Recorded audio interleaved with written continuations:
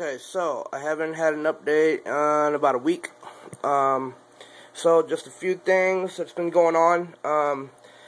As you can see, I only got the one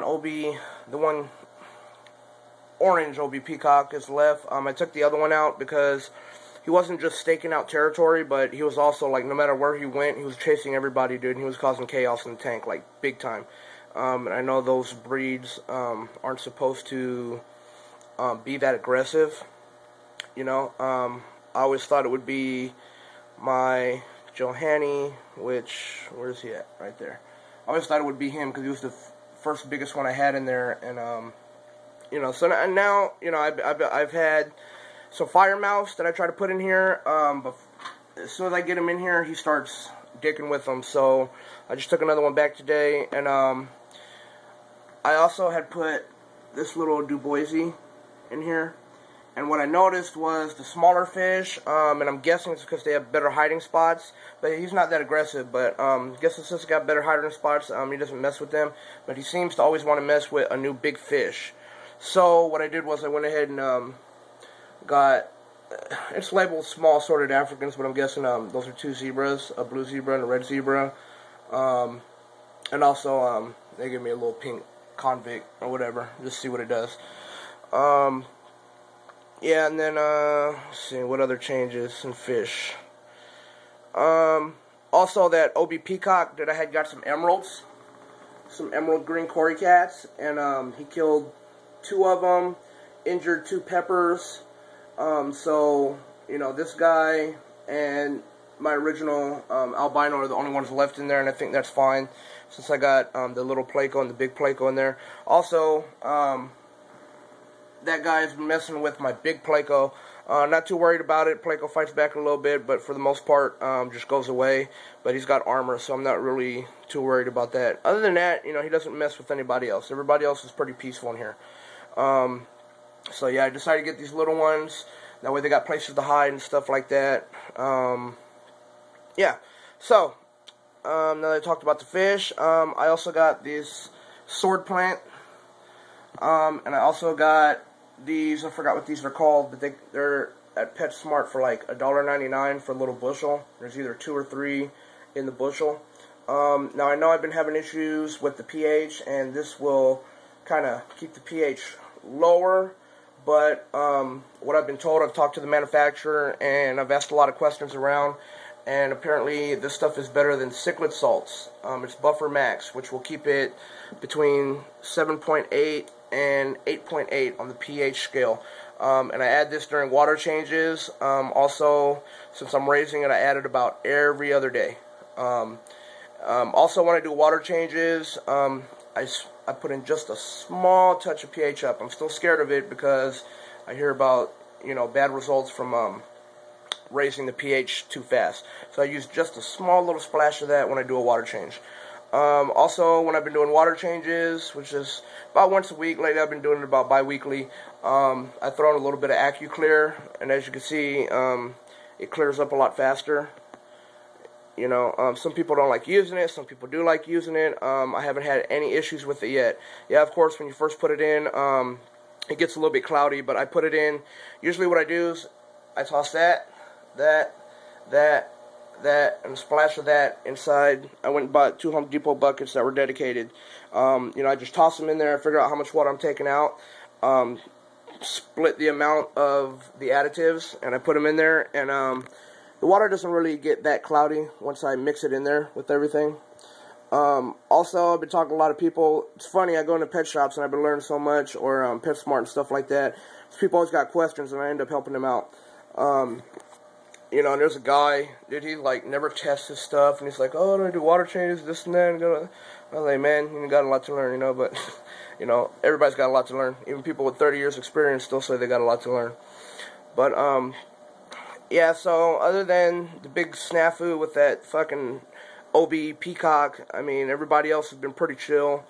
I'm gonna see how he does with these smaller fish. After, I'm done adding fish after this until I get a bigger tank. And I got, this will make it 22 cichlids in all, 2 banded leporinas, 2 of the cory cats, 2 plecos. So, yeah, that's it. So, I mean, this is a 60 gallon. I'm guessing I got about 50 gallons in here after displacement, maybe even 45. So, and a lot of people keep saying, oh, no, it's cool, because you can overcrowd the cichlid and stuff like that. I'm still scared of, you know, levels rising really high. Haven't had any problem with ammonia. Nitrates, it raises about 0.2 a week, you know, something like that. But, I mean, lately I've been having dead fish. You know, so I'm guessing that's what it is. But yeah, these plants will really help with the oxygenation, and I think they look great, you know. So, and they love having these plants in here. Another thing, if you guys do water changes and stuff like that, and you have things such as cichlid stones, or an area where your fish like to stay, I noticed, like, my pleco likes to stay in one of these holes, and there'll be a gang of shit in there. You know what I mean? They'll have a bunch of shit, sediment. Also, my peacock eel, which I forgot to mention, which is chilling under there right now. I know you can't really see him.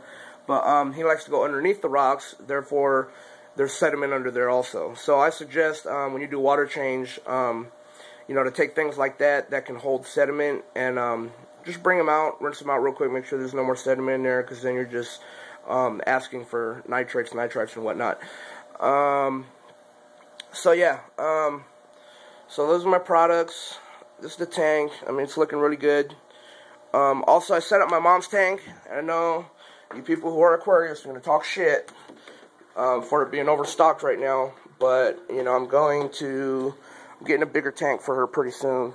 And by the way, as for filtration, I do have a 15-gallon hang-on-back filter. Also have the Whisper 30-gallon with dual outputs going out into the undergravel filter system. Currently in this tank, there is, let me see, how many guppies? We got 4, 5, 6 fancy guppies, 6 high-fin tetras, 6 neons. There's a Boscia loach, there's a rainbow shark, and an albino rainbow shark. Also, the injured peppered cory cat is in there, and there's also another, I forgot to say, peppered or emerald cory cat in there, and a pleco and the snail. Actually, I think they're both peppered. Yeah. So, yeah, I know it's overstocked right now. I haven't had any issues with nitrates as far as this one goes. It's been really low, about 0.1 a week, because I do water changes at the same time as I do as the other tank. You know, I added these plants, and most of the pet shops have been telling me, they're like, look, it is a 10-gallon. Yeah, it's really overstocked, you know, but they were like, look, those plants getting put in there like that, they were like, it's going to really help out with keeping the chemistry good and the oxygen in the water. Haven't had any issues. Nobody died or anything. My levels are still pretty good. I do, you know, a smaller tank, I'm telling you right now, it's a lot easier to take care of.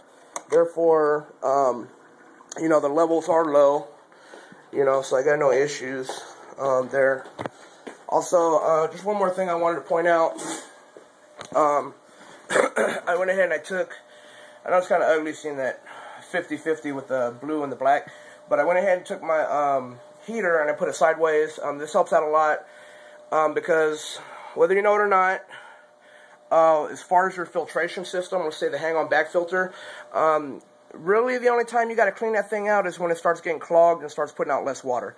And the only reason why you would change something, I guess, is for the carbon pieces that are in there, you know, I guess, you know, but a lot of people don't change them for months, you know, and a lot of times you don't clean it. And I usually do a visual inspection on my sponge filter, waiting for my new ones to come in, which are smaller, that way it takes up less space, even though they like that. So yeah, but you know, so I really don't have to take out the filtration very often. Maybe once a month I take that out and clean it and rinse out all the debris off of the top one.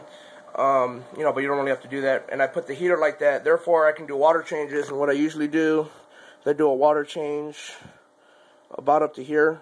You know, I call it 20%, because it's a 60-gallon. So I figure, you know, 1/3.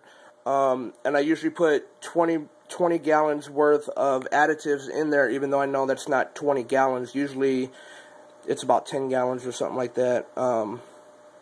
It's about 2 buckets, 2 full buckets. And then I don't have to take anything off, and I can leave everything on, the heater on, so I don't got to worry about water temperature too much when I'm changing it. And yeah, that works out for me pretty good. So yeah, I'm gonna let these guys out pretty soon, a couple minutes, and see how they do. And yeah, so I'll start doing more updates. Probably once a week is good enough, I guess. Let you guys see what's going on with the tank. So, any questions, comments, thumbs up, thumbs down, subscribe, anything, whatever you want to do. I don't care. I'm not one of those people trying to get a shitload of subscribers and votes and all this other shit. I'm just trying to show what I got, what I did, from beginning to end. So, yeah, thanks, guys. Stay tuned.